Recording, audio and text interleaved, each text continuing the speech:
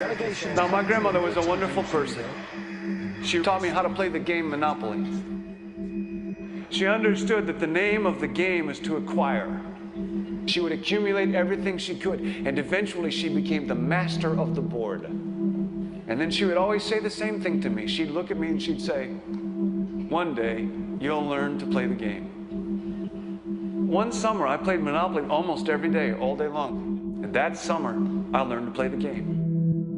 I came to understand the only way to win is to make a total commitment to acquisition. I came to understand that money and possessions, that's the way that you keep score. And by the end of that summer, I was more ruthless than my grandmother. I was ready to bend the rules if I had to win that game. And I sat down with her to play that fall. I took everything she had. I watched her give her last dollar and quit in utter defeat. And then she had one more thing to teach me. Then she said,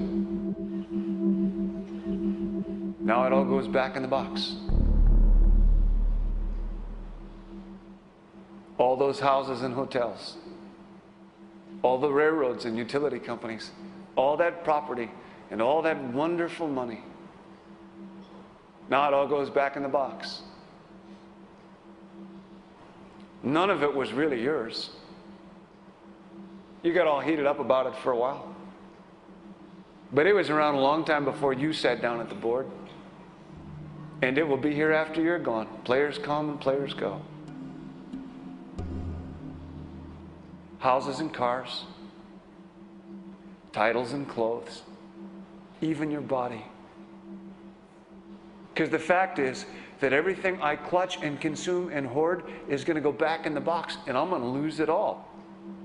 You have to ask yourself, when you finally get the ultimate promotion, when you've made the ultimate purchase, when you buy the ultimate home, when you have stored up financial security and climbed the ladder of success to the highest rung you can possibly climb it, and the thrill wears off, and it will wear off,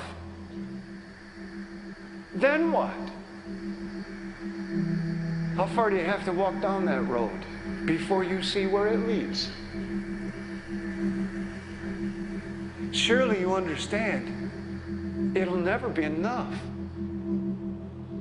So you have to ask yourself the question, what matters?